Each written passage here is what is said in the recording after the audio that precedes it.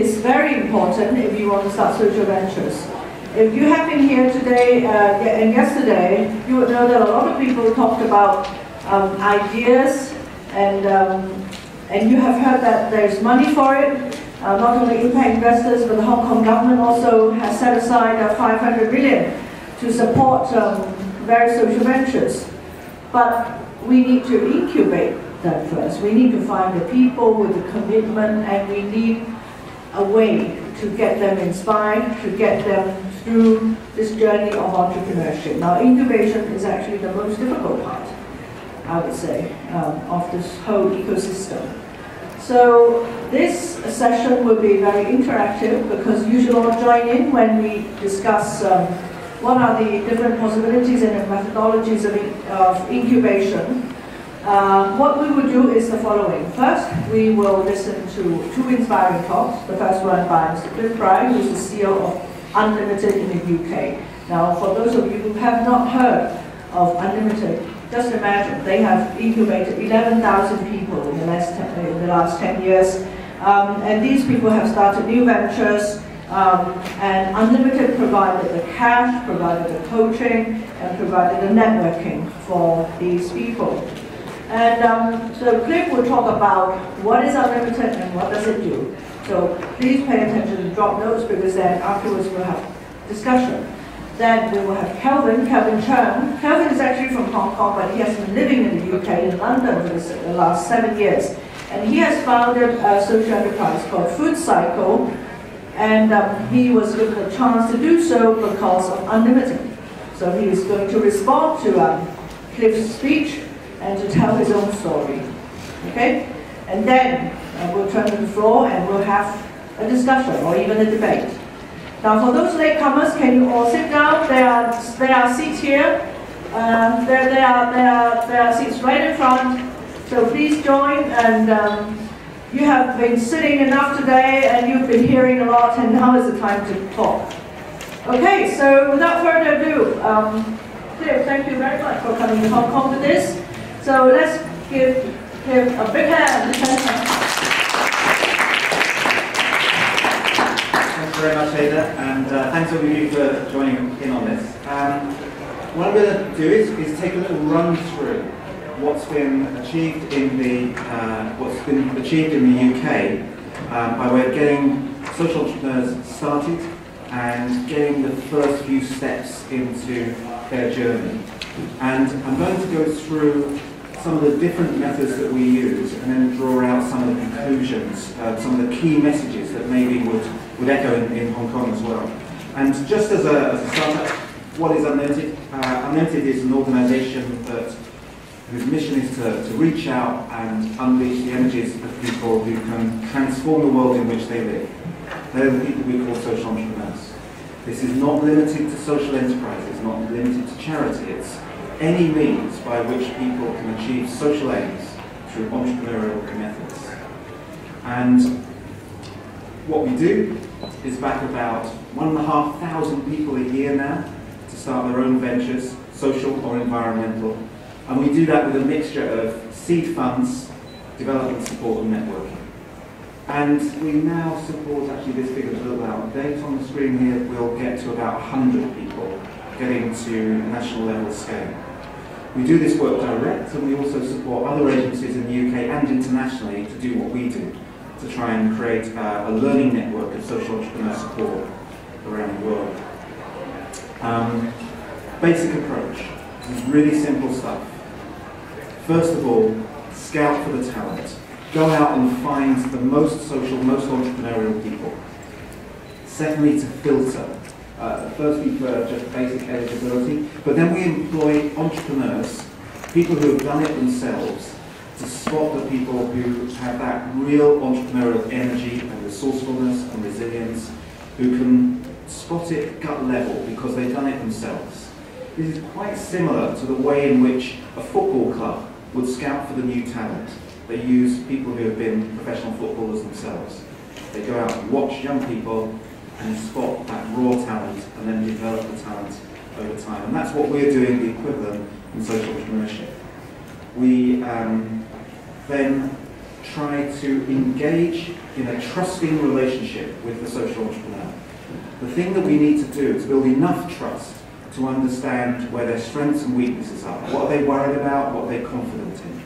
Because it's only at that point that we can do the last thing, connect them with the resources that they might need, whether that's money, development support, advice, coaching and so on, or whether it's the connections that they might need. Maybe they need some confidence building from being in a community of other social entrepreneurs. Maybe they need some expert advice. Maybe they need to help to find a customer. And it's only by building that trust relationship that we can get to that point. This is the pattern of our awards, and these are stepwise.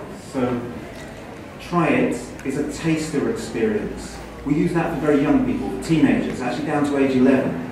We also use it for people from very disadvantaged backgrounds, where they may not have had any professional role models in their lives who to show what being an entrepreneur is about. Do it is our main method. This is really from thinking about it to doing it. This critical step where you put yourself on the line and actually do a proper market test of your idea. Build it is for people who have already done that market test. It worked. Now we can build it up to a bit of scale. You see along the bottom there is fast growth, because sometimes we spot people, even at a very early stage, even before they've even started, who show so much potential that we're going to jump several steps at one time with them. We're going to speed things up. And then at the end, it's the Venture Challenge. The Venture Challenge is right at the top end of our program, and this is getting people ready for first round investment. Usually angel stage investment. In UK terms, that would typically be around 50 to 100,000, which in Hong Kong dollars would be 600 to a million, let's say, 600,000 to a million Hong Kong dollars. And that's the point at which we hand over to the investors. So that's the basic model. What does it achieve? Across our portfolio, at the 3-year point, we have about 75% survival of the ventures created. So 25% of the ventures didn't work. However, another 9% have gone on to the next idea. So actually it's more like 85% successful person. A lot of them stay very small, maybe sole trader status, micro enterprises, and just a small proportion get to bigger scale. Come back to that in a minute. In terms of the quantitative impacts, for a cohort of 1,000, we get a wage value of 45 million UK. So what's that times 12? That's just short of 600,000 Hong Kong dollars. And 1.2 million people being helped by that 1,000 social entrepreneurs. 62,000 volunteering places created. And as you'll see there, we're also getting some very strong results in terms of confidence building and the capacity to lead. 97% saying that the experience of the award was important in getting their venture to its current position, in developing confidence from often very difficult backgrounds. This is where the social entrepreneurs came from. So you might think of social entrepreneurs as coming from the more affluent, the richer backgrounds, where they've had more privileged education and so on, but actually it's the reverse. It's much more likely that you come from the least privileged area, the least likely that you come from the most privileged area. It's more likely that you're from a minority group. It's 50-50 by gender, which is very different to commercial entrepreneurship, which tends to be about 80% men to 20% women. So this is from a group which is reaching into difficult areas. What we find is that people build confidence both from getting an award because somebody believes in them, we believed in them, so they now feel, right, somebody else believes in me, I can do this. And then as they do the venture, they gather more confidence on top. And there's this path that we see that from thinking about it, well, I risk nothing thinking. But as soon as I'm doing it, I'm putting myself on the line. Maybe people laugh at me. My friends say you can't do this. So you're taking a big risk. And then as you do it, you gather more confidence. If you survive, if your venture survives, you get more confidence still. If you're seen to be doing it successfully by other people say, no, you're succeeding with this, more confidence. You start to know that you really can achieve as a social entrepreneur, more confidence still. You want to do more. You start inspiring other people. You start helping other people. Majority of the social entrepreneurs we support end up after 3 years supporting another startup social entrepreneur. So it becomes infectious. And this confidence curve, we call it self-efficacy. So self-efficacy is a psychology concept. Self-efficacy is the confidence and capability to tackle the next challenge that comes along, even if you've never seen it before, even if you've never dealt with anything like that before. And that's the sort of thing that you need as an entrepreneur, because as you start as an entrepreneur, you will encounter challenges that you've never seen before, you don't know how to deal with them, and having that self-belief that yes, you can overcome this new challenge. This is the critical thing. Social entrepreneurship is very much something that you learn by doing. It's like a sport or learning a musical instrument. You have to make contact, you have to touch the keys on the piano, you have to touch the strings on the guitar. It's not something that you can be taught, it's not something from book learning. You have to get started. And if there's one message that I'll say now, and I'll repeat it over and over through this presentation, it's, if you're thinking about it, get started. To use somebody's very popular slogan, just do it. I think that's Nike and patented. But that's what you need to do. And the earlier you do it, the better. The first time you do it, it probably won't work very well. But it's only by doing it that you learn these skills, this self-efficacy. You learn some of the tricks of the trade. And the earlier you do it, the sooner you get to the point where you can succeed. So, okay, the journey.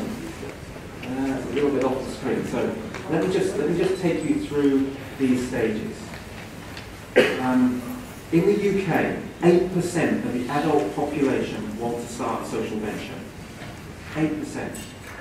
Every year, 1.2% of the adult population actually start a venture. Actively trying to start, I apologise. But only half of that number actually do it. There are a lot more people who are thinking about it, 8%, than there are who actively try. And then of those who actively try, only half of them really do it. Most of that 0.6% who start a social venture each year end up as a sole trader, just themselves. Only a small proportion get to micro scale, i.e. up to 10 staff working with them. Smaller numbers still get to the point where maybe they could raise some angel investment and really take off. And a very, very small proportion, probably 1 in 1,000, get to the point where they could secure venture capital level investment, major investment. You have to get a lot of startups to get one really big venture. And if you look at the statistics on this, you'll find the same is true in commercial ventures. In the UK, we have 5.2 million enterprises, registered enterprises, but only 6,000 of them employ more than 250 people. The difference between the number of startups and the number of cheap scale is huge. And what's wrong with running something small? Actually, the UK economy, the majority of jobs, 75% of jobs come from going into self-employment and micro enterprises. So that's absolutely fine. But as you see, this is a sort of journey where fewer and fewer people are there along the way. So if we're looking at incubation, what solutions have we got? Well, the first and most obvious solution is just get a lot more people started. And that's the core unlimited model. That's our do it award. That's what we're trying to do with that, is get thousands and thousands of people started. So that's one way. There are other ways.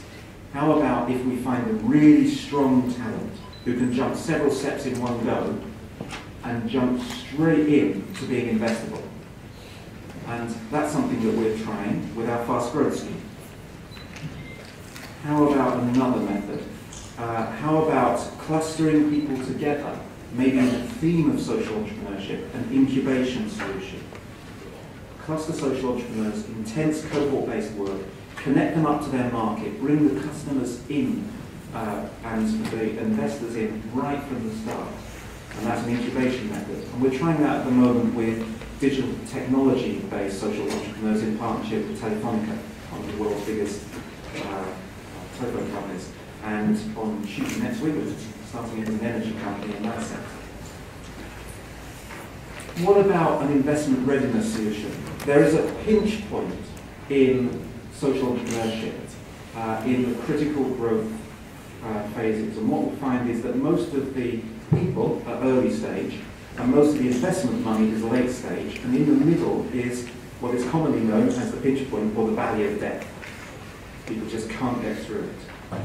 What social entrepreneurs want is small amounts of working capital for growth when they're still very early stage and their model is really not yet proven. But what social investors want is proven models so that they don't have any risk and can invest large sums of money. That reduces transaction costs.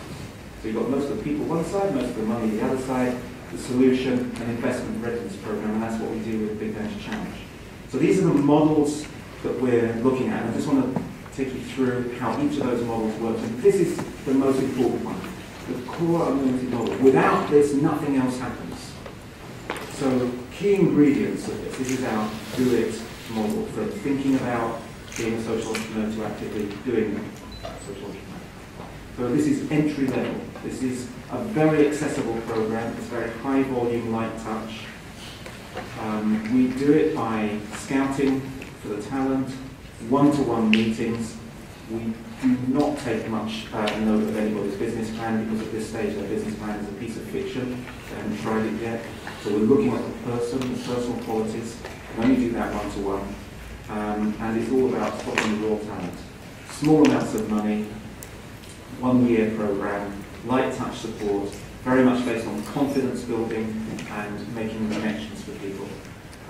Get some mentoring in, and then make the connection to the next step for the people for whom the next step is realistic. I can't say enough that this is the most simple thing and the most important thing, and almost every country in the world has built a whole social economy ecosystem without this.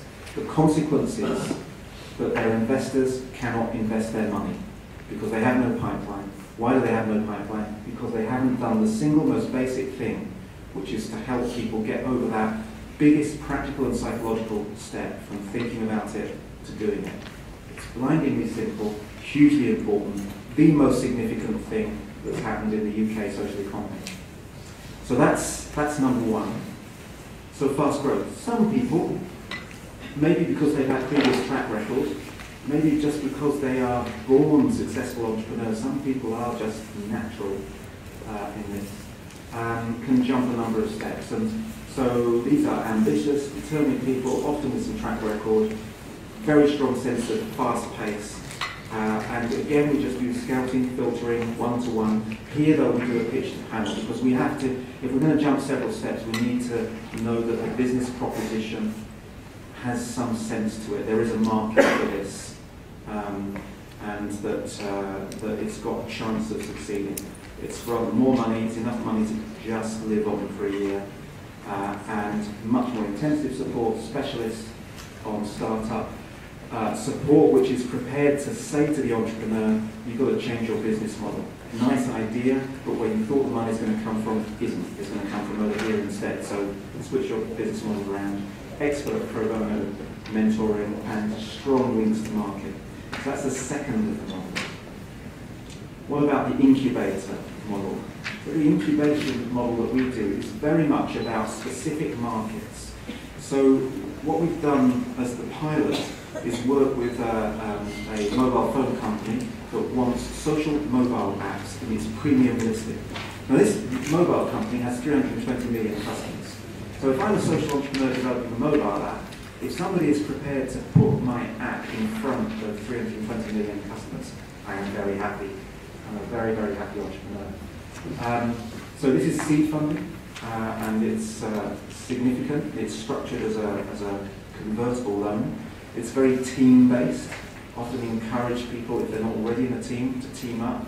Technology expert, marketing expert, whatever. Absolute top-class coaching and mentoring.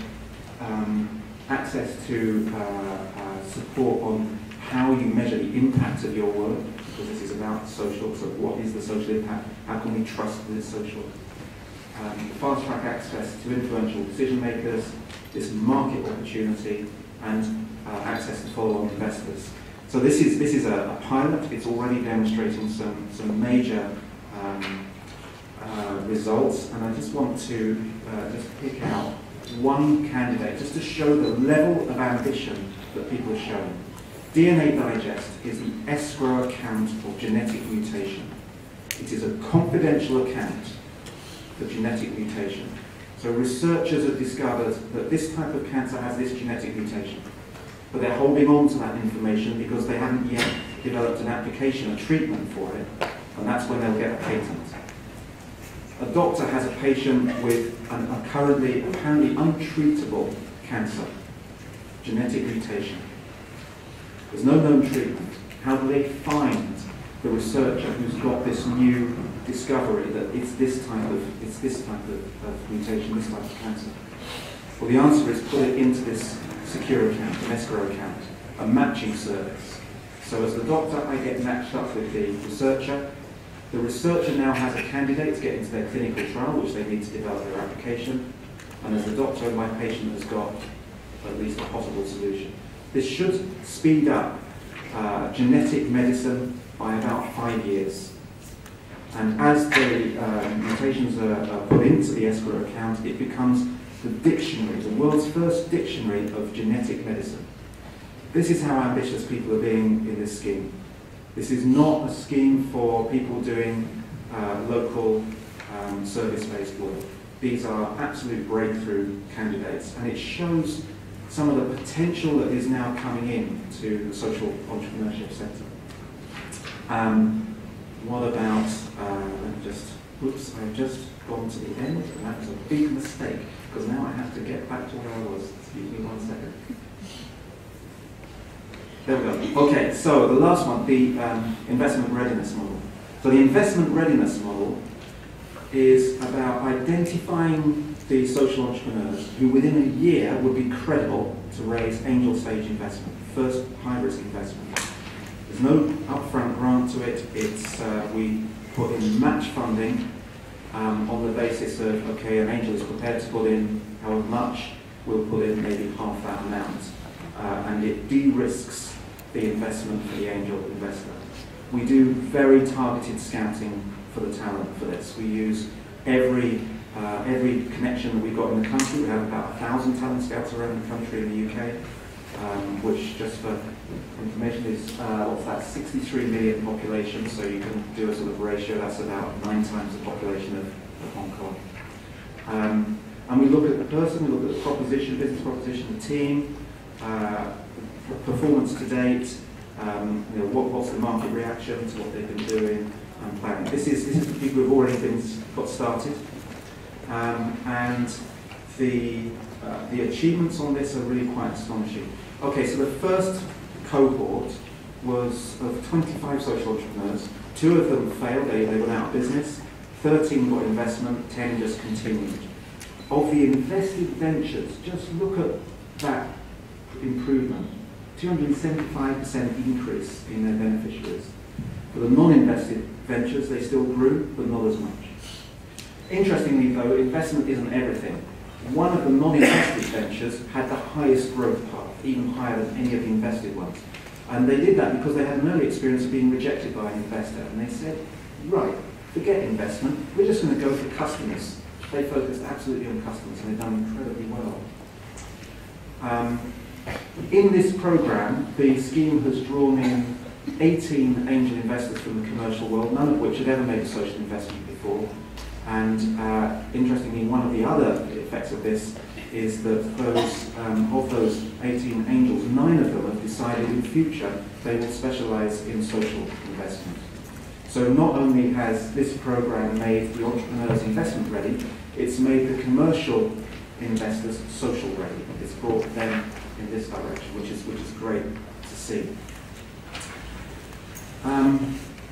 Even at this sort of high end of the scale, this is all about people, and it's all about getting started, and it's all about people who often have been motivated to be a social entrepreneur because of some really close-up personal adverse experience. So to take Liz Douglas, who's developing a really major project in the north of the UK, her personal experience was of being the child of a mother who had experienced domestic abuse, being moved from house to house to house over and over and over. And what she's done from that experience is to develop a model which supports families in that sort of difficulty to avoid a repetition, to avoid anybody else having to suffer what she suffered as a child. Darren Taylor from Eco Communities, which is an extraordinary scheme. It's an IT recycling scheme, but it piggybacks onto public services and reduces the cost of the buildings for the public services by making profit on IT recycling. In the same process, it trains up disadvantaged young people into IT repair skills. Darren we rejected twice because he was so dyslexic we couldn't read his application. And then we met him and thought, what a mistake we made. Absolute born entrepreneur. He says here, I'm dyslexic, I was also called a tramp at school, I wouldn't amount to anything. People like me just need encouragement. And when we met him, we just thought, this guy is a force of nature, something good will happen. We don't know what it is, but something good will happen. Something good has happened. And he had been all around the houses, nobody else would believe in him. So these social entrepreneurs, they're achieving big, often from very humble beginnings. This is not just getting privileged. So, coming to the end of my time, so just to come on to some of the core messages.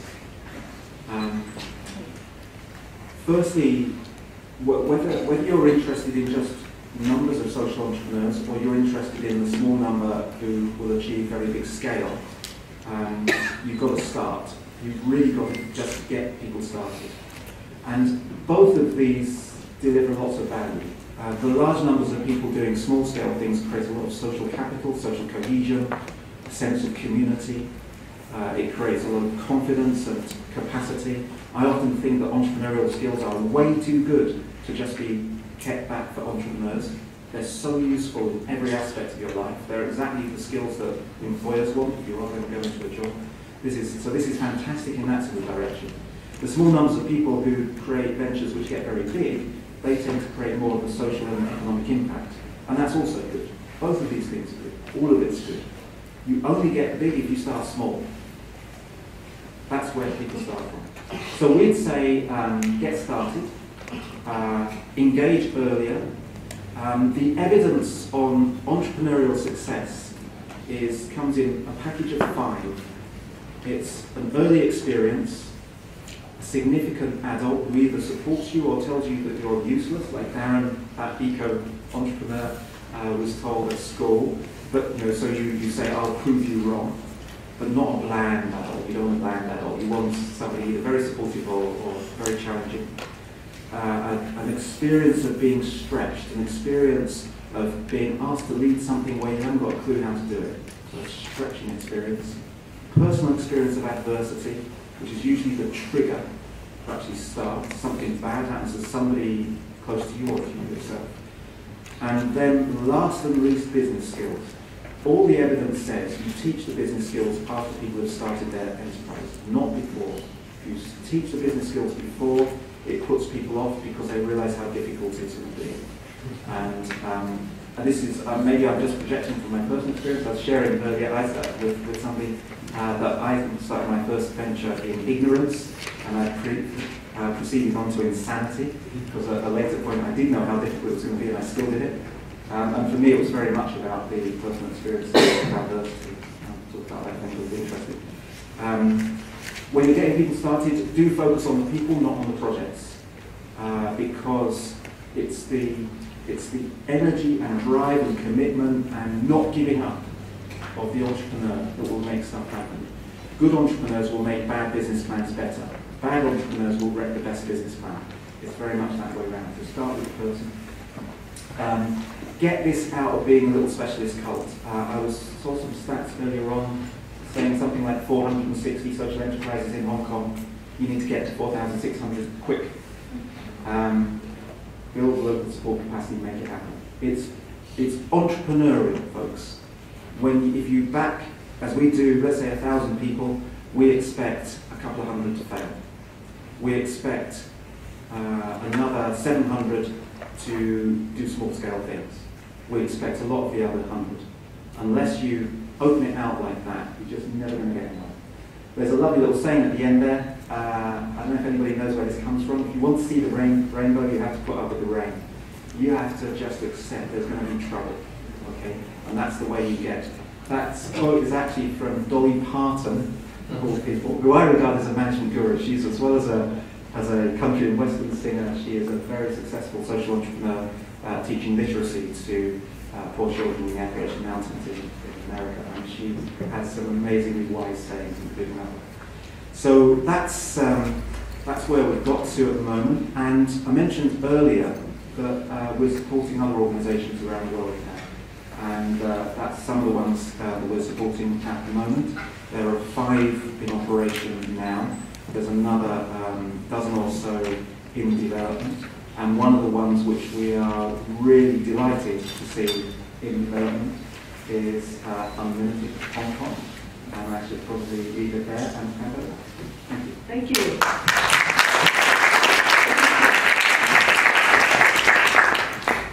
I think this is fascinating. Kelvin, before we start, I just want to do a quick survey. Just now, Cliff said 8% of adults in the UK wanted to start a social venture. So they had something in their heads. They said, oh, I want to start a social venture. But only 0.8% actually started something. Just want to, by a show of hands, who in this room would like to start a social venture or have thought about starting a social venture? Oh, more than 8%. Well, I hope, you know, I hope that all of you will start something. Don't just talk about it, okay? So I think the key message that Cliff brought out is really to have a lot of people starting it, doing it, and trying it. Like the Unlimited did in the UK, they only gave £500 to those starters. And then if you do well, it is up to £5,000, and it's £15,000, and at the end it is £100,000. And then you go to the investors, and then you go big. Okay, and Kelvin actually went through all these stages, I think. Yeah. And Kelvin's from Hong Kong. Kelvin started Food Cycle in the UK, and because of Unlimited. So as a recipient of Unlimited, he's going to tell you his story. Kelvin. Great, thanks Ada for inviting me over here. Thanks Cliff for the explanation of Unlimited in the UK. So the next couple of minutes, I'm basically going to go through kind of what I've been doing the last 5 years in the UK, and also what I'm going to be doing in the next couple of years. So yes, here we go. So that's me. That's our little logo, Food Cycle. You might have seen it in the newspapers. In Hong Kong, there's a lot of food waste. There's also a lot of hungry people. Great organizations like Food Angel, and I think it's like Food Link, working with the hotels. They serve food to those in need, so that's what we do. That's our mission statement. Food Cycle builds communities by combining surplus food, volunteers, and a spare kitchen space to create nutritious meals for people at risk of food poverty and social isolation in the community. And what we really do is kind of like Food Angel and all that, but we are in 17 locations across the UK, and everybody knows Girl Guides or Boy Scouts, things like that. We're like little groups in each community, and we actually go collect the food, cook the food, and serve the food all at the same time, because I guess unlike in Hong Kong, you know, the UK is a very big place, so for us to have one central place where we can cook all the meals, it's not feasible. You know, Food Angel can do it, but for us, it's all about local communities cooking and also serving. So they cook, serve, and eat together, which, as you all know, sometimes when you are hungry, you can have a meal, but it's much more happier when you're sharing it with friends, and that's what we do. To take you on a very whirlwind tour of Food Cycle in the last 5 years, we first started in September 2008 with a very small grant of about £4,000 from Unlimited. It took us about 8 months to actually cook our first meal because we had to convince supermarkets that we were not going to poison anyone. We had to convince kitchens we weren't going to burn down their kitchen. As you can see from point 3, we almost burnt down a kitchen. Only about 3 months after we started, so we could have all ended it there, but it was a very small fire. So I think the fire engine came, but I was only away for about 5 minutes. But so unexpected, and good thing we reacted very quickly. So we had to get over a lot of things right at the beginning. And once we realized after those 8 months, we had our first meal. And Cliff mentioned something about, when you first do things, most of the time it doesn't work. And actually, our first meal didn't work at all. We put together a meal. We had worked 8 months with the belief that if we got all these people together into a kitchen with all this surplus food, we would be able to cook for 50 to 100 people. When we got to the kitchen, we forgot one important thing, which was, what are we going to cook for 100 people? And what is it going to be? So we didn't really have a plan, and we just learned on the go. We decided to cook a soup. The soup was terrible. It was really, really terrible, unedible, but we had a really good dessert, which saved the day. So they ate the dessert, but I don't think they ate the soup. Everybody was trying to be very polite about this kind of grayish, yellowish. It's very salty. Yeah. It's very nice. But then, of course, if you fail, you have to try again. If you fall, you have to pick yourself up. And I'm glad to say that we are very, very good now. And if you're ever in London, we have a cafe there you can have a try. So that was our first meal, and after our first meal, we realized that once you've done it once, you can do it all over again quite easily. So we are actually in about 17 locations now in the UK. We also opened up a social enterprise cafe in June 2010, which became a full-time cafe in June 2011. We also do catering, and we've catered in the House of Commons, Houses of Parliament, in Canary Wharf, loads of places. We've catered for TEDx conferences. And it's really great because for us, sometimes when you're developing a social enterprise or a business, it's, you need your unique sales pitch or your unique sales point. And for us, we are the only caterers in the UK or in London that can serve food to the masses using surplus food. So people usually hire us out for that. And then we've just completed with the Cabinet Office, which is a government arm of social franchise model. So our ambition is in 10 years, we will have 208 members across the country using a social franchise model. So that's kind of a whirlwind tour of what we've done in the past 5 years. If I can take you kind of back to about maybe like July 2008. And so this, where we were. So this is where we are now. 17 locations, we got 10 members of staff. That was our annual conference in the end of October this year, so we're a pretty big organization now. And what's great is that we get new volunteers every time, and everybody really likes their t-shirts. So it really makes me happy when I'm in the subway and I'm walking around and I see a volunteer, ex-volunteer, because the only way you can get these t-shirts is if you volunteer for us. They wear this t-shirt, and I'm like, oh, hi, Food Cycle? Yeah, I volunteered. And where do you go? It's like, oh, I volunteered for them in Durham, but they're in London now. And some of them work at KPMG, they work at Ernst & Young, one of them works at a law firm that we're in pro bono, doing some pro bono stuff with. So they're all over the place. It's absolutely excellent. But rewind to like July 2008, and at that point, I didn't actually have this in mind. All I wanted to do was basically get some food together, bring it to a local kitchen, and cook one meal. It just began with that one meal. And I had no idea. I've never done a business before. I had no business experience. I remember, again, Cliff said, do have the business experience later. Start doing it, and then the business stuff will make sense. And I remember how, when you grow up, especially if you're Asian, you try to read The Art of War by Sun Tzu. Or if you're Western, you read The Prince by Machiavelli. And then, of course, there's a lot of these Peter Drucker management books and things like that. And I read those things, and it's like, I don't understand any of these things because I haven't, what does that mean? Because I'm not running a business. I've never run a business. I'm not in a leadership position. But finally, I read those a couple of years ago. Like, all these things make sense now because I'm actually doing it. So it's applying it to something that you actually kind of are doing it.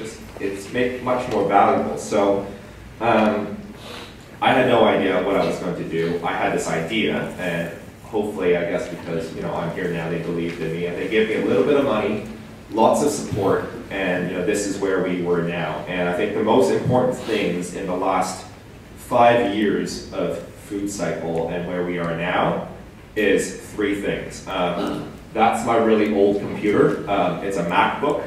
It's amazing what you can do to create your organization. So at the very beginning, all we had started with was actually, Cliff and Unlimited gave us about £5,000 to start off with in the first year. In the first 8 months, we probably only spent about 1,000 of it. And we had it all extra, just there wasn't really any use to do what? Okay, I gotta go now. So, we of course we used it for parties and things like that. But it was really just, using what you have. And for us, it was creating a website, ordering some extra food, ordering some t-shirts, making some business cards, and that's all it started. And of course, Unlimited was very, very important in this whole thing. So, didn't know what to do, had a lot of questions, and that's where Unlimited has a lot of people called development managers. So basically, they're kind of your advisors. They're your kind of friends that you meet up with once a week, once a month, over the phone, wherever you want to be, and you just ask them questions about, what you need help with. They won't ever tell you what to do. They will just say, what do you need? And they will try to provide that to you. And most of those do not come in like, let's spend an hour doing this, let's spend an hour doing that. They say, you know what, I don't really, because these people don't know the answers to everything. They aren't Wikipedia or Google. And they say, you know what, I don't know the answer to that, but I know somebody who's an expert in that, and then here's their contact number, here's their telephone number, and you should have a coffee with them. So that's how I got addicted to coffee as well, because I never drank coffee before I started Unlimited, not Unlimited, Food Cycle, because it's quite addictive. But then it's like every day you would just have 3 coffees, meeting new people and asking them questions, and that's how it all got started. So for us, Food Cycle is all about making use of what you already have. So we use free kitchen space, free food, and also volunteers. And I guess that's really kind of the mantra of when you start up. When you have nothing, you can get actually quite creative. And thanks to Unlimited, and I can truly say that without Unlimited, we wouldn't be here today, because I would have messed up many, many times. So that's where we are now. I have left Food Cycle. I've left it about 6 weeks ago, so I am currently unemployed. I'm speaking to you, but don't worry, I'm not trying to pitch for a job. So I am actually now moving back to Hong Kong at the end of this year, or January 7th or 10th to be exact. And the new thing that I will be working on, along with Cliff and also Ada at the Good Lab, is, I think we've got your enthusiasm, I think we've got your interest, everybody wants to do this. We're going to start Unlimited over here in Hong Kong. So, beginning of the new year, that's our website, that's my email, our Twitter, but nobody really uses Twitter over here, is UNLTDHK. And we're going to be taking applications for any of your ideas. It doesn't matter how old you are, where you're from, what your background is, whether you're male or female, if you're 11, doesn't matter. As long as you have an idea and you want to take a chance, we are going to do some Try It Awards, we're going to do some Do It Awards. So, just talk to us, and I think, coming back from kind of my journey, I think it's absolutely been life-changing for me. And would I do it again? Absolutely yes, because it's what I want to do. I found my calling, and kind of my challenge is to a lot of people this is maybe a chance for you guys to find your calling as well, or something you're passionate in. And just about 7 years ago, before I started this, if you asked me what I wanted to do, I had a totally different idea. I thought I was going to teach history on my old high school in Toronto. So here I am. I have no idea how I got here, but I have absolutely enjoyed every minute of it. So if you're ready to get on a roller coaster ride, please apply. And just one more thing. Some people might not like roller coasters because they're kind of crazy and really high and very scary and things like that. And maybe I used the wrong analogy. when I first started, I did not know this was going to be my job. I did not know I was going to be here speaking to you guys right now. All I wanted to do was take that one step, cooking that one meal. It didn't even seem like a big deal. It was just me doing something very small that had grown up naturally to be something it is right now. So it's really about that important first step, from taking it from thinking to doing. And hopefully now with Unlimited in Hong Kong, we can help you do that first step. Thank you very much.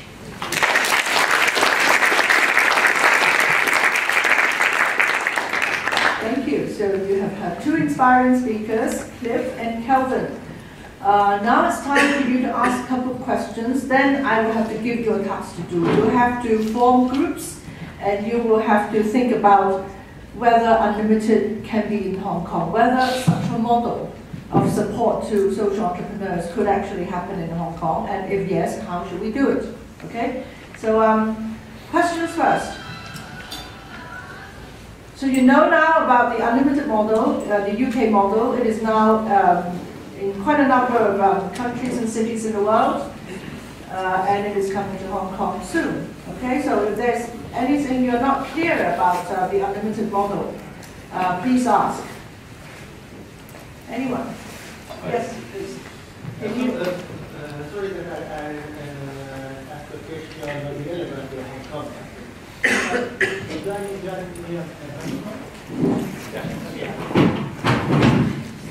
Hello, good afternoon. I'm Miguel Ishirota, originally from Japan, but I now live in Valencia, Spain. And you mentioned telephone going to the actor in Spain, biggest telephone company. And well, also in Spain, we talk a lot about social enterprise. Usually, the biggest problem is how to get the seed money.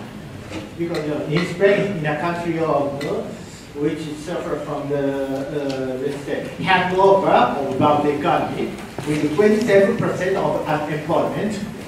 Actually, in Spain, we look for we usually look for some funds and we can't get it at all. So how in Spain when you're getting that kind of, you're setting up something like Unlimited Spain, right?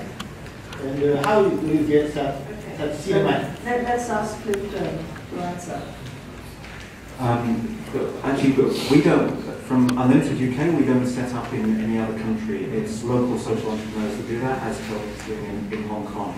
And we simply share the methodology and provide a sort of learning network between the organizations. So in Spain, a guy whose name is so long, I can't hold it because they released the middle name, because it's for short, is setting up Unlimited Spain, based in Madrid initially, and it's expanding around. And how do people create an unlimited style organization in a country? Or by being an entrepreneur. It is being a social entrepreneur. So he has very little money to start off. He has to prove his case. He has to demonstrate that it's credible, that it's of value. He has to seek the finances. He has to develop a business model in just the same way as any other social entrepreneur. The only difference being that at least he can point to the UK and India and Thailand, etc., the other countries that are doing this and saying, look, it works there, so it can work here. That's the only advantage that we can offer really. It's tough to start this. It seems to be much easier to raise hundreds of millions for major investment funds than hundreds of thousands to get people started. It's one of the paradoxes of the social economy, but that's the challenge. Okay, thank you. Next. Okay, maybe at the back first. Ken, Richard Bay, Dolly, say Donaway. Thank you. My name is Ken. I'm here in San Francisco, and my questions here. My questions about risk, and Unlimited's model seems to assume that a significant portion of people who start their social enterprises are naturally either not going to see it through or stay at a level where they can't go to scale.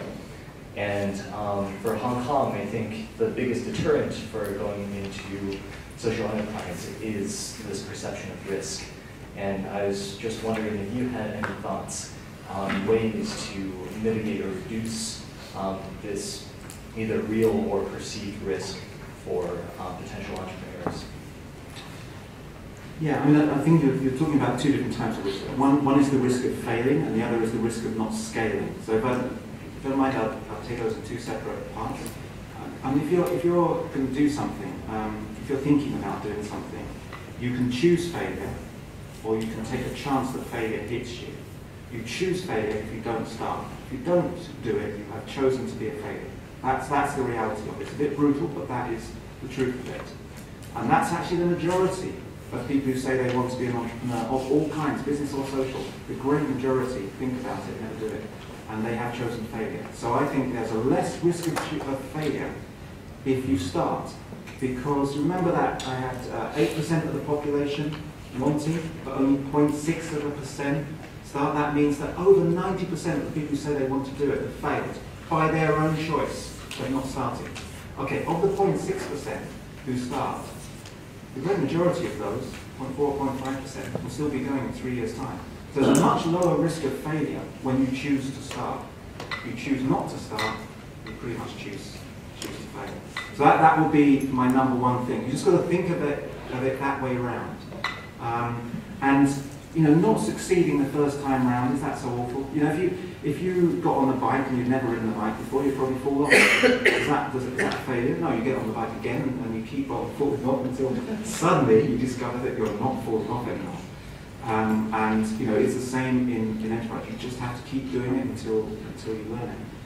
The risk of not scaling up. I mean, the majority of commercial entrepreneurs are sole traders, joint traders. That's true in almost every country in the world. And many of those have a very decent living. You know, if you look at people like management consultants and so on, they often earn very good money. Not all sole traders do, but you can have a very good living as a sole trader. We've learned over time to differentiate between scale of impact and scale of an organisation. One of the largest organisations we backed, which was an ecological intervention, reducing the heat cost of houses, never got beyond a team of 3, even though I think it's done this for 30,000 houses, because the team outsourced all of the sort of heavy lifting elements. You know, they buy the solar panels from China, and they hire fitters to do the fitting, and you know, all of this, and they keep the company very small. It has huge impact, but it's a very small core team. Does everything have to scale? No. Is it good that something scaled? Yes. And you know, this is really all about what you want in your life. You know, you're the entrepreneur of your own life. You choose. You choose to go into a business model where you can scale up. You choose to go into a business model that stays small, or you choose not to do it. You are the entrepreneur of your own life. That's what it is. So maybe if I can offer 2 analogies for that. So let's rewind and go to question 2 first. It's kind of, you could be the size of Mason or McDonald's, or you can be your own little corner shop doing really good pizzas or whatever it is. You know, because your pizza shop has chosen to be only one pizza shop and not 10 pizza shops or 100,000 pizza shops as Pizza Hut. It isn't a failure, and I think as we kind of look at that, it's just like, well, we don't see the really good. I think there's like a small dim sum restaurant that has like Michelin stars here or something like that. You know, that's not a failure, that's a success. And I think we need to reframe how we see these things, and that by not scaling does not mean we have failed. It means they have chosen to stay that. And I think on the sustainability point of view, in terms of sometimes financial sustainability, if the model says, you know what, this is just going to be run by a couple of volunteers in Xinhuan or, you know, Taiwan or something like that, that's absolutely fine. That's a choice. And then just going back on the first one, based on risk, I love analogies, and I think we have to really look at our lives outside of the business world and how many times we have to take a risk about maybe, you know, in Hong Kong, we love eating the food that we eat, and we like to try out a lot of new things. How many times do we try out something new we've never tried before? Maybe you've gone on a hike you've never gone before. For some of the younger people here, you know, how many times have you asked out a boy or a girl? That's a risk, because they might say no, but they might say yes. And if you never asked, you would have failed. So I think whatever happens there, I think, whatever it's, whether that girl says yes or no, you're going to gain in confidence because you realize it ain't the end of the world, and you just try again. I think that's my kind of mantra for business. So you fail, you try again, and you get a lot of confidence from it. Okay, I think that part of the risk is okay, but there's another risk because I've told people that Unlimited is coming to Hong Kong, and then Calvin will start at a good lab, and then when people hear about the model, they will say, okay, so you're giving these people money, like £3,000, £4,000. So in Hong Kong dollars, it'll be 30,000, 40,000, 50,000 Hong Kong dollars. It's not very much to start something, but what if they take the money and run? So what if this Calvin Cheung took the money and run? So Cliff, did you have anybody, any of these 11,000 people who took the money and run? I think that, yeah, I think the latest percentage is 0.2%. So it does happen. About 6% hand the money back and say, I've tried it and it's not going to work, so I can't keep this money. So there's a significant level of people who just, sort of confess that I can't do it now. But the proportion that don't do it and don't put the money back is very, very small. It happens, but then you see, if we introduced a bureaucracy that stopped it happening, it would cost more than the award. So you've got to have a sense of reality about this. And we work very much on a trust culture, and that's one of the things that boosts people's confidence and capability to do, because we are just trusting them as people, not as organisations, as people. And you think, well, now I've really got to do it. I've got to do it well because they trusted me. Now I've got to. Can I just come back to the small, large thing? Has anybody seen Gravity? New film Gravity? Yeah, quite a lot. The special effects are pretty special, yeah? They're probably going to win a special effects Oscar. Those special effects were made by companies with an average company size of two people. It was a networked special effects. Lots of different skills, different companies, different specialisms coming together to put on what I think anybody who's seen it would say are truly amazing 3D visual effects. In the modern economy, you don't need to be big to achieve big. It's there are different ways of working that. Okay. Let's have two more questions, and then I want you to have a discussion. Yes, please. Can you have the microphone? Wait, the microphone is at the back. Thank you. I would like to know, how does Unlimited get the seed capital started? And do entrepreneurs pay back in interest? Do they pay back capital? Okay. How is that? We were very lucky. We started with an endowment from our National Lottery fund. I guess Jockey Club is the closest thing here. And that allowed us to prove the model before anybody had ever done this sort of thing, and where it would have been pretty crazy. It looked pretty crazy. And that allowed us to prove the model, to prove the metrics, to demonstrate the social impact of this. And then when I came along 7 years ago, the job was to scale that up. So we're now 1/3 from the endowment, 2/3 from external funds. We attract companies, foundations, government departments who want to use this methodology to achieve a particular area of social impact. All sorts of different things. And so that's our business model. It's a hybrid business model, part earned income, part our own money, if you like. The terms of the endowment were gift only, so we cannot, with the endowment money, expect any payback. We now, at the top end of our range, we do make it a repayable loan. But at the lower level, I'll be honest, the admin cost of getting back, £3,000 at a time, times 36,000 Hong Kong dollars at a time, it'd just be crazy. And so what we ask people to do is to give back in a different way. We do ask people, network with new social entrepreneurs, share what you've learned with them, become a movement, become a community. And that really does look like it's working.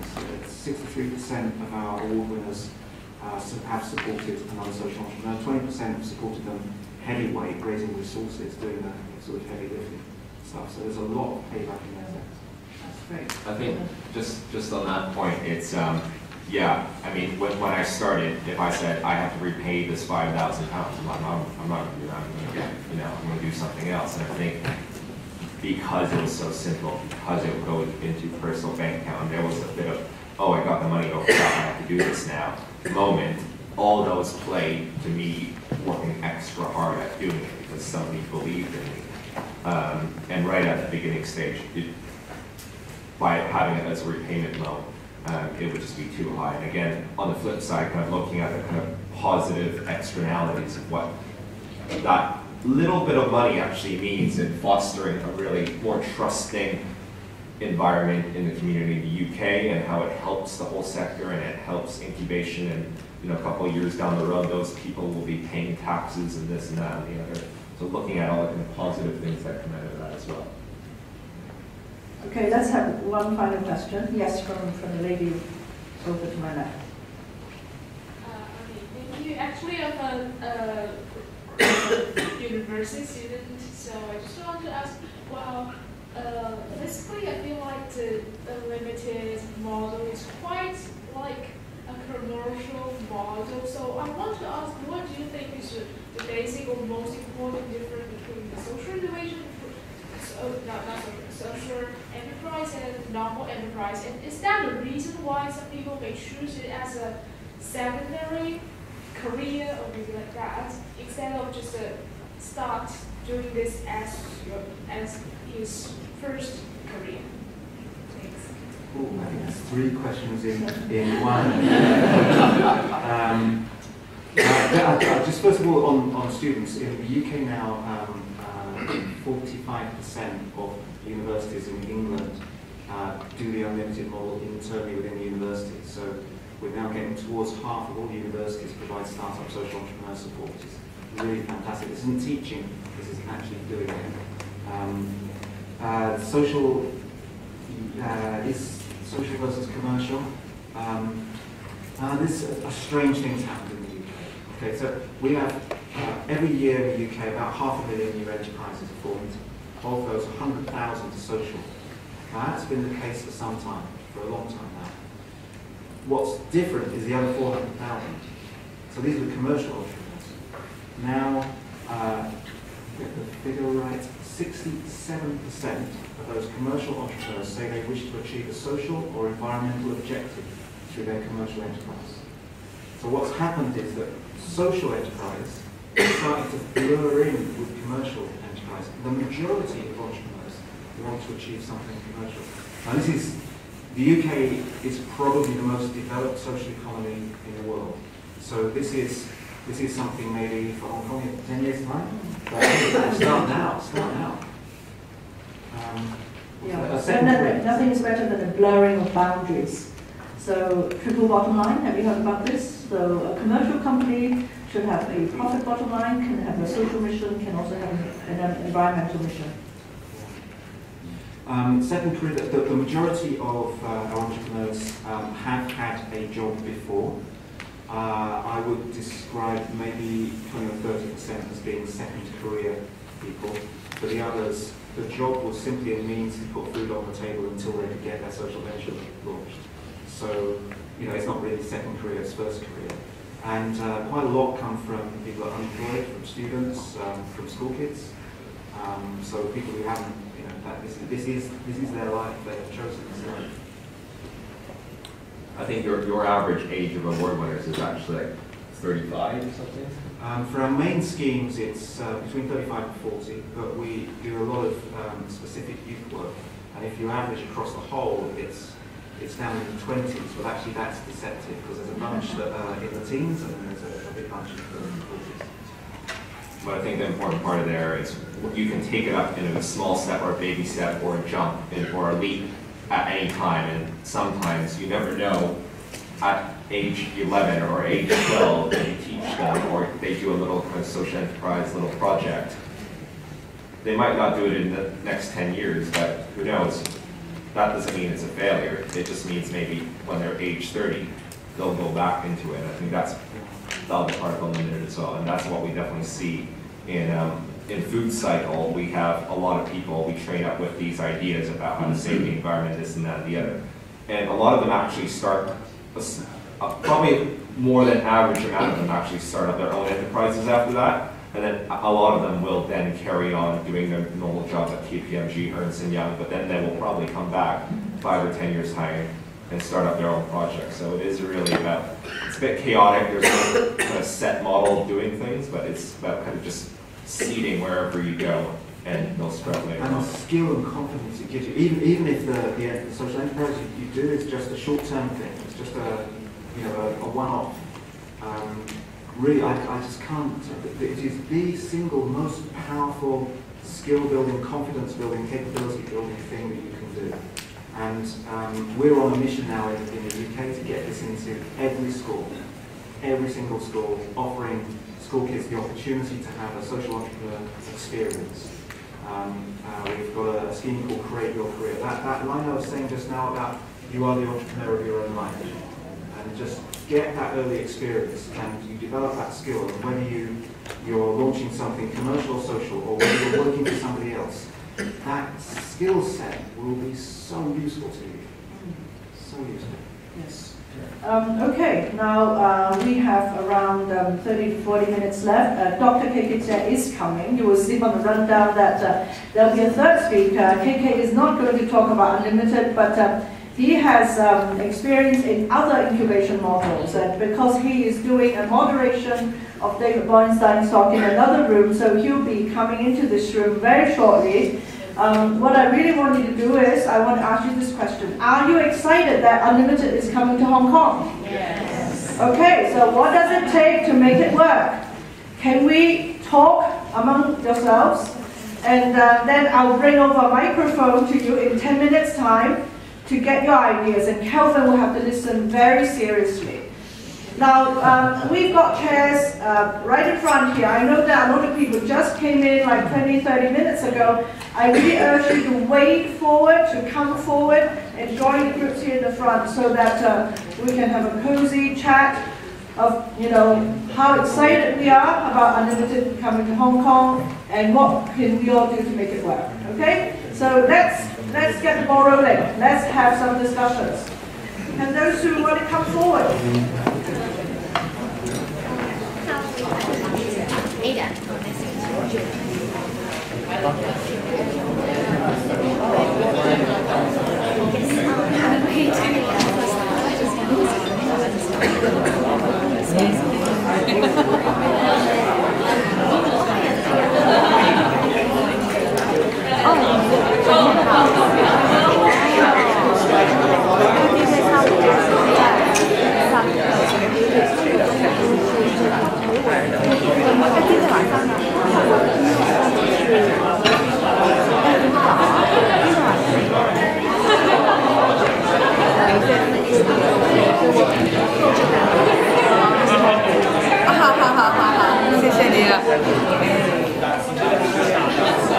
sorry. 唔緊要。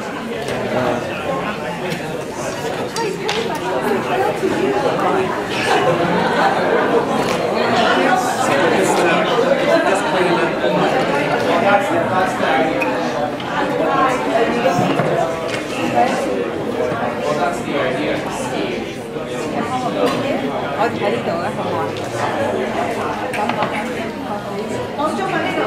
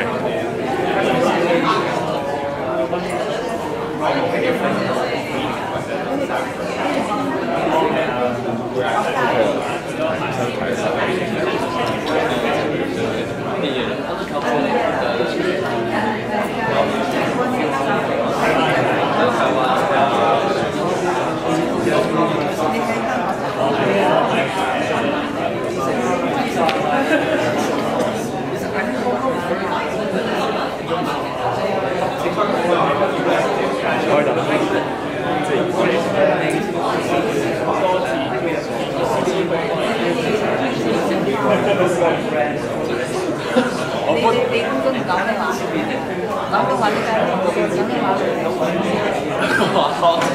中文。幫手攞係好。咁要快啲。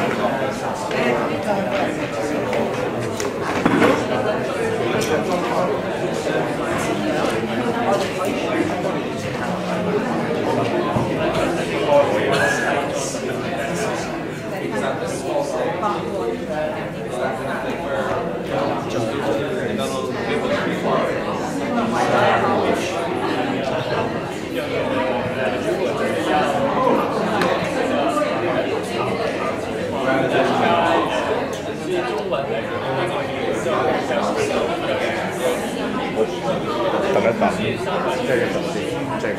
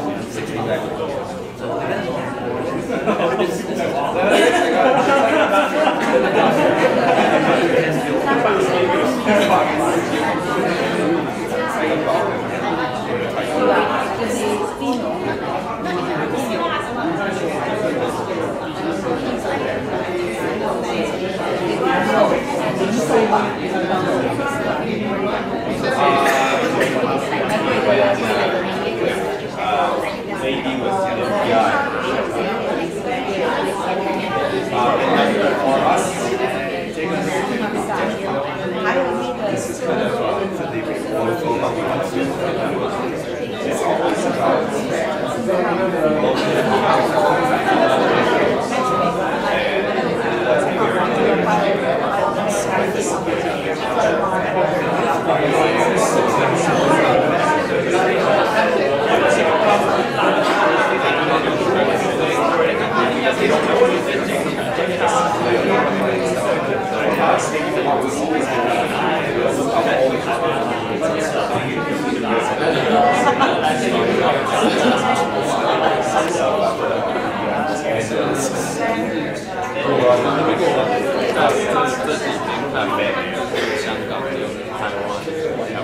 Sunny over there on this she started so it's all about local people because I would never want to go into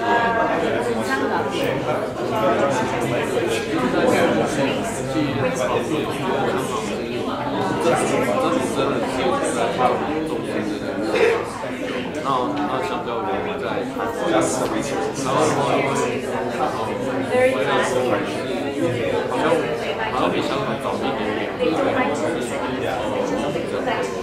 The thing is, what we're talking about,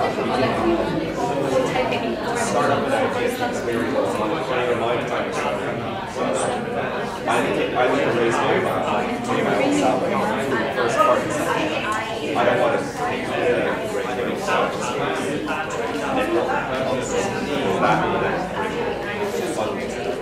We have to create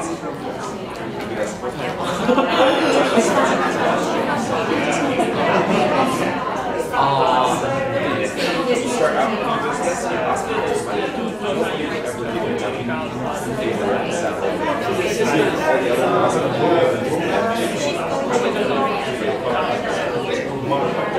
what I can say is I have experience in business and real estate.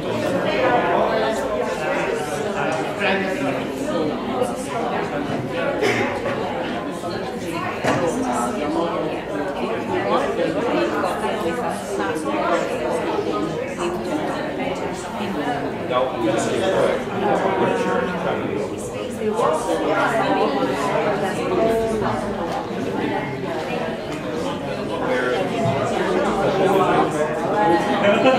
No, we get companies, we get something new.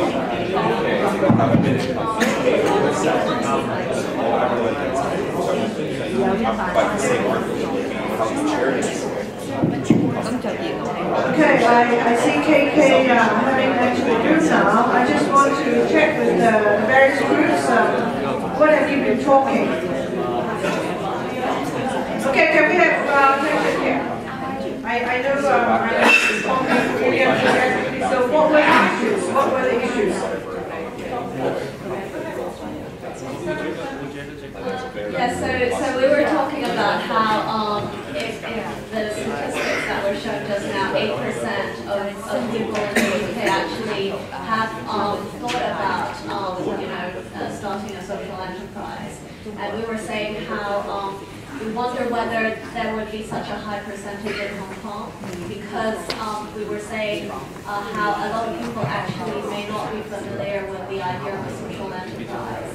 And so you have a much smaller pool to start with, and so whether awareness is something that needs to be raised in order to increase the pool of people who can benefit from unlimited. And I guess the second thing is there are certain government grants for social enterprise and other types of enterprise available, and how an unlimited would fit in or work in parallel with that. Okay, so I think Kevin is taking down all these issues.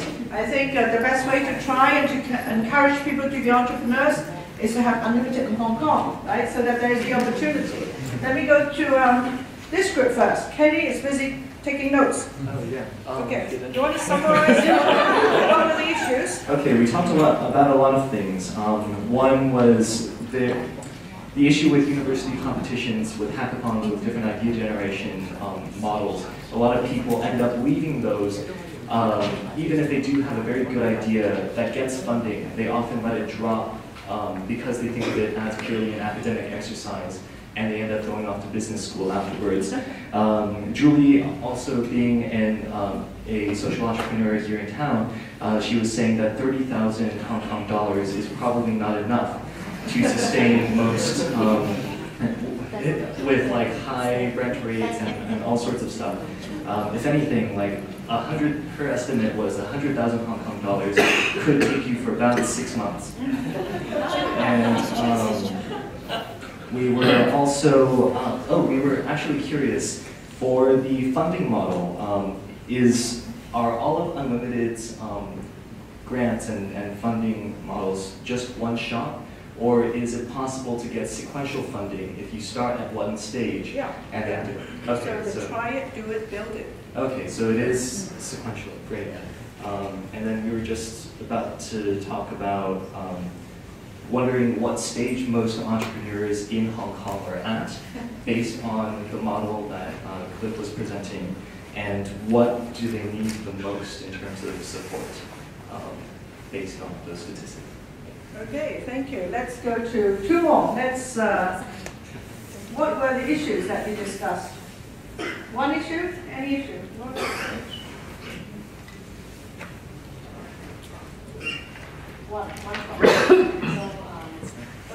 In this group, we have representatives from Hong Kong, Thailand, and also from Beijing.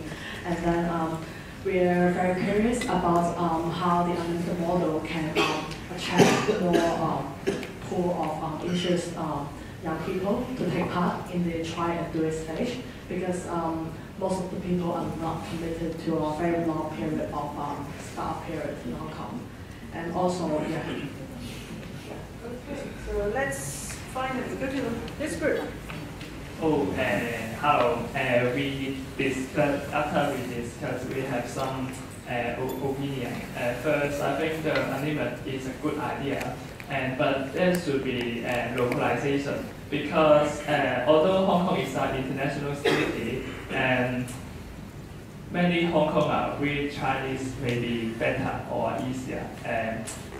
Such as me, I only speak the poor English. So I think this is quite important for the... So you come up with a Chinese name for unlimited, huh? That would be I'll buy you dinner if you come up with a good name. Yes, but it has to be good. I'll only choose one. Okay, and also we think the structure of Hong Kong economy is not multi. It's quite only focused in financial or some property. That you know the shop is when you use the shop, but the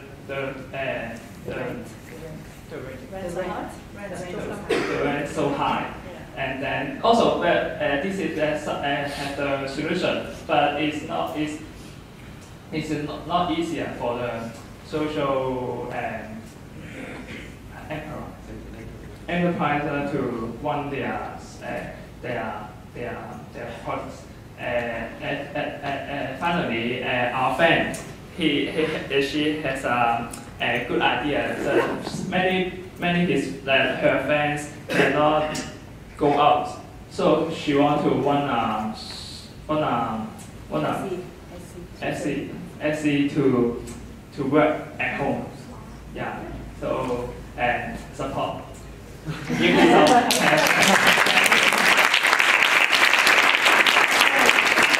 we don't have time to go through each group, but maybe we can continue our discussions after KK's talk. Now, Dr. KK said, I think I really know him, I don't need to introduce him. He is the founder of Education for Good, and he has been studying a lot of different incubation models. And what he's going to tell you about is the lean startup change, why the lean startup changes everything. Okay, so I'll give the Thank you, Ada. Thank you, Ada. Now, I'll do a very, very short, quick presentation. I have actually all this PowerPoint to clean out. I'll let you have that way after my presentation. You may recall, you may know, or be aware of that when when Unlimited UK first started, the government gave them 100 billion pounds. 100 billion pounds as an endowment fund. Is that right? Yeah, as of today, it's 128 million, and we didn't put it in bitcoins. Okay, so that is very generous of the government to support social enterprise in that big way. Okay, now in Hong Kong, ever since I heard about Unlimited, I would like to see something like that in Hong Kong. But finally, we will be seeing it next year. But we are not sure the government is putting any money in it yet. Anyway, now I'm running another incubator program, which would marry very, very well with something like Unlimited. And so I'm going to share with you what I am doing. It started with this article, the idea of lean startup. Now this article was published in May this year, Harvard Business Review. Why the lean startup changes everything. I was intrigued by this title. You might ask, what's the everything being changed? Why does it matter that this everything is changed? And how is it possible that lean startup could change everything? And what is lean startup anyway? Okay, now, what is this everything being changed? Actually, it refers to startups or very souls. New products, service, enterprise development in any organization, large or small, for-profit, non-profit, social enterprise, and public sector organizations, also to startups, either brand new or within an existing organization. This so-called everything refers to these startup activities. And why does it matter that we change this? This is a quote which, when I first read it, I sort of wondered.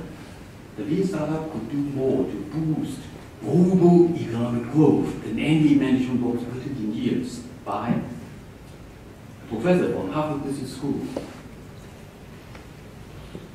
And then, the ideas in the lean startup will help create the next industrial revolution. Steve Bank from Stanford. And this is why it is so important.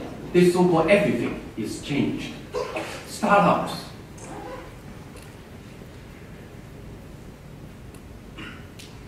And how is it possible that lean startup could change everything?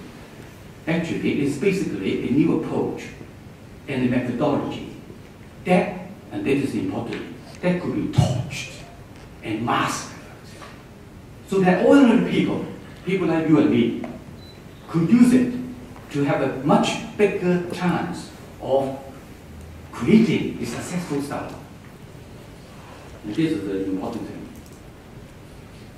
And what is lean startup? is now a kind of global movement, and it's barely 3 years old. And it started with the publication of the book by Eric Rice of that title. This is the book, which was on sale yesterday. But unfortunately, not many people knew about it, and not many copies sold. Anyway, yes, if you are interested, it's obtainable from Education Group. And the book is very simply has a special mission to improve the chances of success of startups worldwide. This is the author, a young man. And he is an entrepreneur. Now he makes more money as a writer and consultant. He was the co-founder and CTO of IMVU. You may not have heard of this company, but it's really successful. After he founded the company, he wrote about his experience of starting a company in his blog. And the book was so popular that he turned the content of the book, of his blog, into a book. And now he is the thought leader of the global lean startup movement. He's also an entrepreneurial investor at Harvard. There are, subsequent to the book Lean Startup, 2 other books, which are also very influential and important. I like in particular the Running Lean. And there is now actually a website called Lean Impact for social enterprises and NGOs. They are creating a community to help social good organizations to use the Lean Startup principles. And you can find information, a lot of information, a lot of free resources, including courses from the website. And how does it impact on social entrepreneur incubation? Basically, when you master the Lean Startup methodology, it will greatly enhance your success rate when you start a social enterprise. Now, the big picture. Harvard Business School was founded in 1908. But for a solid 100 years, little attention was paid to entrepreneurship in business education. I did my MBA in the UK. Entrepreneurship was not even mentioned in the entire course. For MBA courses, they're preparing people to work in big organizations. And for a solid 100 years, there wasn't a single book on entrepreneurship or on startup which is of any value of note. Until this book, Lean Startup, comes along. Now, almost every business school or university is catching up. Suddenly, there are a lot of courses and programs around, and there are startup weekend and conferences and so on. And there are already a number of highly popular free online courses on the subject.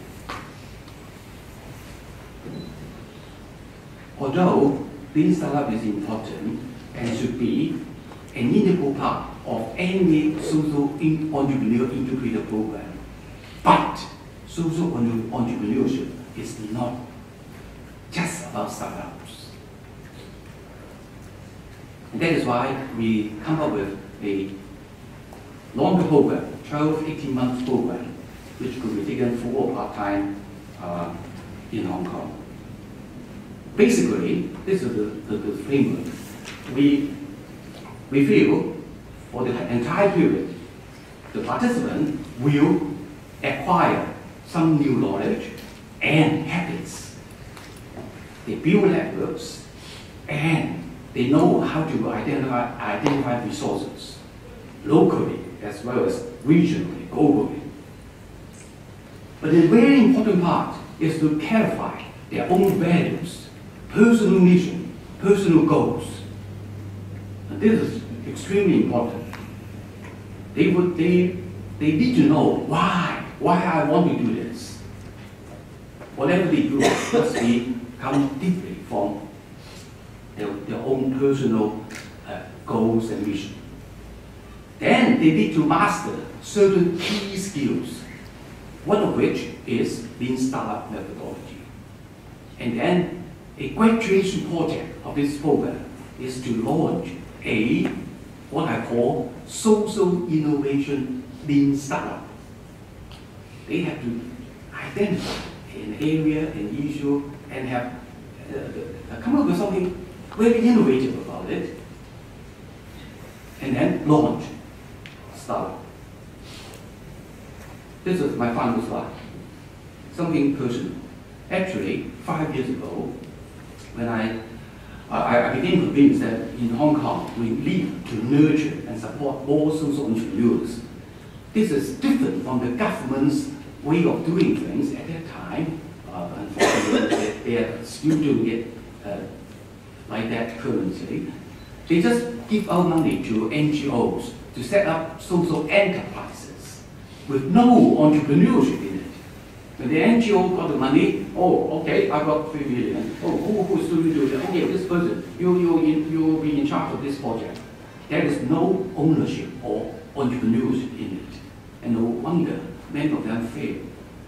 So at that time, I became convinced we need more social entrepreneurs. When we have social entrepreneurs, then social enterprises will flourish, but not the other way around.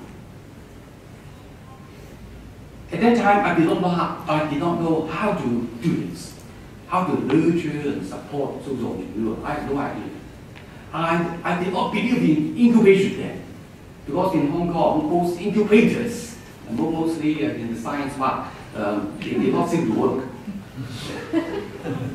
But with the advantage of Lean Startup methodology, which I have taught myself intensively, I try to learn it, master it as fast as possible, and I'm using it to assist other organizations, other social enterprises, to use it to improve or change their startup strategies. It really changes everything. So, I'd like to thank you, and hopefully you will join us. This is a picture taken on our anniversary. We are only one and a half years old. Look at the faces. They're so happy. They're so young. They're so passionate. These are the typical people who will join our program. People in Hong Kong who have on average 10 to 20 years of working experience are not happy or satisfied or find fulfillment in their work and want to do something else. And they will be interested in exploring what could be possible there. Okay, that is my presentation. Thank you.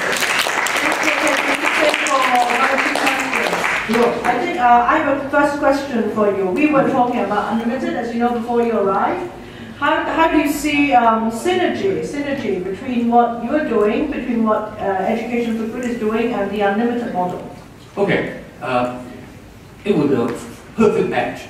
Unlimited, at least for the first couple of stages of grants and support given to people, will be people who are just awakening to the idea, and they want to explore the area. They may want to have a small grant, just a small amount, to think through some of the ideas.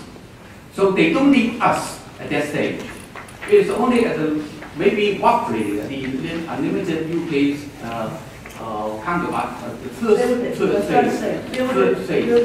phase, that they may think, okay, let's see if I could join an incubator program. So I welcome some Unlimited Hong Kong deputies, and then it will feed a lot of people who will be interested in our program. Okay, let's see whether we have questions, and yes, perhaps Kelvin and Cliff, you can come back on stage. Can you bring one more chair up to KK? We're going to have 2 more questions, 3 more questions, and then closing remarks, okay? Yes, can you pass the mic? Can someone pass the mic to this gentleman right here in the front? Yes, thanks a lot. As you have heard, is the pre-entrepreneurs, like in the preparation stage. What's the typical barrier they face, like in your program? When would they hit the wall, and what's pulling them back usually based on your experience? Okay.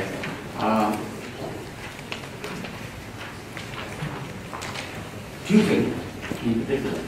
Number one is identification of a social issue that they would truly think that they would like to devote maybe 5, 10, 20 years of their life on. Because this is the thing that I encourage them to think about. If you're serious about becoming a social entrepreneur, you have to identify a social issue that you are very, very passionate about. So they have to do this soul searching themselves, identify an area, an issue they want to do something about. Number two is their lack of confidence that they can come up with a sustainable, viable business model to tackle that social issue and be able to generate income to allow a decent income for themselves. They haven't got that confidence. In the past few years, I met a lot of people like that. This year, I still meet these kind of people, but I myself become more confident now that I got this additional tool in startup. I strongly recommend all of you, whether or not you to join our program, start reading at least one book about these stuff. Okay, thank you. Any further questions for KK or Dr. Tse? You're not? KK, perhaps you can take a seat. Oh, yes, there's one more there. Thank you. I was interested to know, I see that you said that you welcome full-time and part-time, and I was wondering what's the average between the two? Like what's the percent that you get for full-time and how many you get for part-time over the last year in the first year? Currently we have 14 participants in our program, 4 are full-time. They're actually taking the gap year. So they are working full-time on it, okay? 14 and 4, the percentage may be changed. Okay, may I sit down? Yeah, please.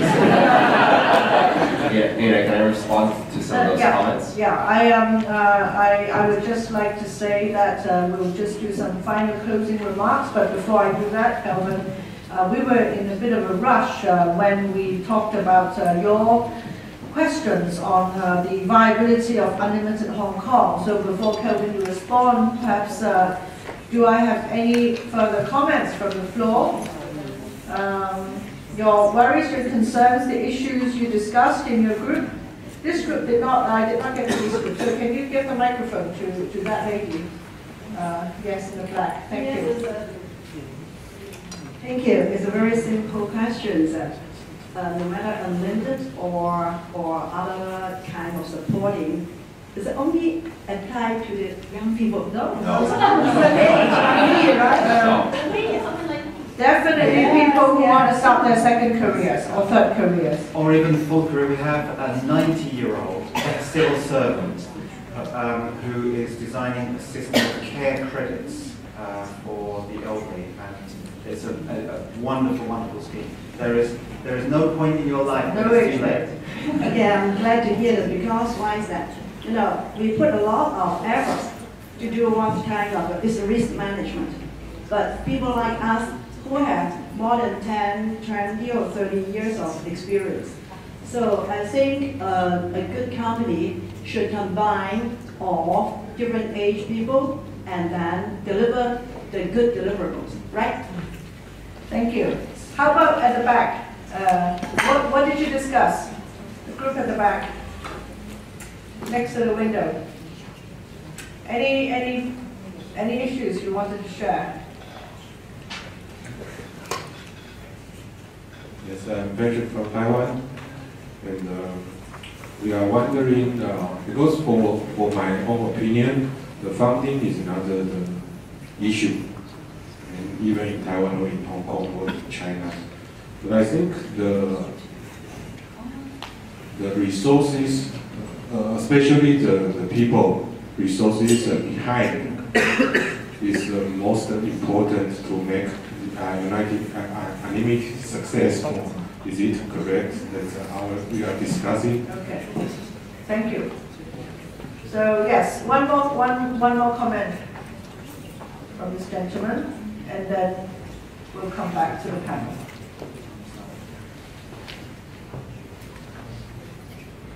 Thank you. Our group also did not have the chance to share some of the comments being discussed. I guess like 2 points. First of all, most of the common points or problems mentioned by our friends here seems to be directly in Hong Kong. And I strongly encourage anyone not knowing good app to take a visit if possible. That's a very nice environment to get started. The second point is like regarding Kevin's work in Hong Kong. As a fund manager myself, I would like to volunteer myself to help you to raise funding. Oh, there you go. I would be happy to take a visit to some of the potential prospects you'd like to talk with when you return to our next time. Great. Wonderful, thank you.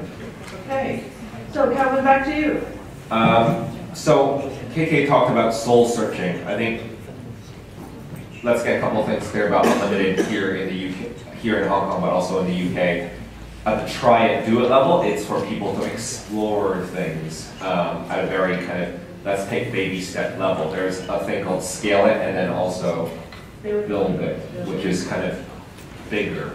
So I think when Julie said, Julie runs a very good organization called Berry Bite, which is all about kind of communal eating and deliveries and things like that. Do check it out. You are probably too big and too established for what we're looking at because you already know what you're going to do. You've already soul searched. You know what you're going to be doing. So Unlimited, we can probably give you advice, but we're not going to give you money because you already know what you're going to do. You have a better presentation than us. So I think the whole idea about too little money should never be a barrier. When there was this thing called too little money, I often think about what happened in Silicon Valley maybe 20, 30 years ago. There was the kind of ramen generation where all these programmers just ate ramen and lived in each other's houses and slept on sofas and things like that. And now they are the ex kind of shareholders and founders of eBay, Google, and all those places. So that's the thing. If you're passionate about it, you will make allowances and find a way through those things. And I still know a lot of people, getting by, and of course rent is an issue, but again, but the thing is, if rent is an issue, maybe that's actually a social issue that some entrepreneur will want to find a solution to. And going back to that, the idea of social enterprise may be not very well known in Hong Kong, but I think the very well known issue here in Hong Kong is social injustice. Lots of social injustice. So let's not get rid of that word totally, but people start things not because they want to run a social enterprise. They start because they are frustrated, they are angry, they are tired of waiting for somebody else to do it. And that is the thing that gets things started, not whether you want to run a social enterprise or not. And then the other thing is, social enterprises is a word. Unlimited, I guess in the explanation of what social enterprise is as a definition, Unlimited in Hong Kong and also the UK, we fund social innovation. So it doesn't need to be a profit-making thing. It could be a bunch of elderly people running a cooperative scheme or a food scheme, and it doesn't only need to be food, it could be a play scheme. Older people working with younger people, it doesn't really matter. For us, we're really more interested in the idea because right at the beginning, if you haven't done anything, you don't know if it's going to be profitable or not. The last thing I'll mention on is somebody over here talked about some people, especially when they're very young, they maybe try out one or two things, do it for 6 months, do it for a year, and then they go into their proper jobs and things like that. I think that's absolutely fine. I think the questions there to ask is, what was the impact of that 1 year? What that 1 year, did that boost the confidence and the skills of that one person? And we have no idea what they're going to do in 5 or 10 years' time. So I think for us, it's about kind of sowing the ecosystem. And I think it's great if they realize actually I've tried it out for 6 months or a year, but this is it for me to step out, do something else, and then maybe to give it another go in about 5 years' time, 10 years' time, or inspire somebody else to do it. Great, thank you, Kelvin. Kelvin is always extremely optimistic about things, very easy, very entrepreneurial. Cliff, final remarks from you. I guess everybody is in this room because they're interested in social leadership, in social entrepreneurship. Yeah, that's in different ways. And I guess I just come back to leadership is like a contact sport. You have to hit reality, and sometimes reality does hit you quite hard back, and it's going to be a bit painful. But unless you do that, you can't get anywhere. It's like let's say you're learning to play a musical instrument. If you can't learn to play the guitar unless you touch the strings. If you don't touch the strings, it's called air guitar. I think they have it on Apple iPad now as well, so it's fine. Yeah. You've got to do it for real and getting started. Social entrepreneurs, this is a growing movement. It seems like a force of human nature. It's just in every country where we've worked, from the slums in Mumbai to prestige universities in Oxford and Cambridge, this same energy to make something good happen, to deal with the problems that you're personally passionate about, an absolute force of human nature. But if you don't think that's for you, then do what this guy in the front has done and say, I will help somebody who is a social entrepreneur, because there are many roles needed, not just the entrepreneur, but advisors and mentors and fundraisers and people who know the law and people who know accounts and people who know digital media. There are lots of roles. So don't think that because you haven't got the passion to do it yourself, or a single-minded idea, don't think you can't do something. You can do lots. And forming a movement is the most important thing. There are a lot of really great comments about how an unlimited model would work or be challenged in Hong Kong. And I should just say that we have a mantra of adopt and adapt. We have a starter model, but in every country, circumstances are different, and it has to mold itself and change. And if issues here are about premises, the Good Lab is a wonderful place. If issues here are about the pressure to get a safe professional job, then that's another issue to tackle. Whereas some issues that are very big in the UK won't be so important. And Kelvin will adapt this.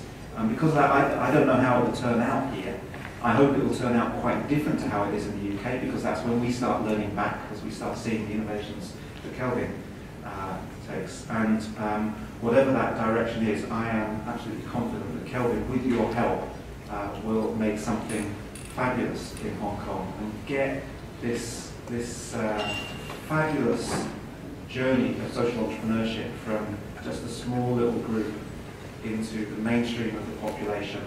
Wow, what a better place to be there. Thank you, Cliff. So, one final piece of information from me. Cliff is not leaving Hong Kong yet. In fact, he'll be at the Good Lab giving a talk to the public and also to members of the Good Lab on Monday evening from 7 p.m.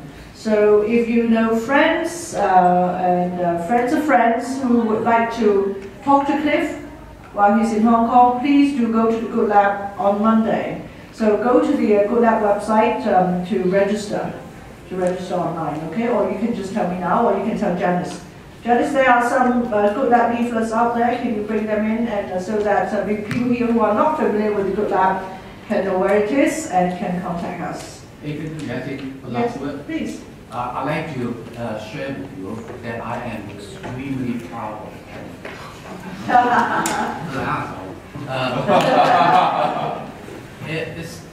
It's people like him, and I see more and more people like him, even in Hong Kong.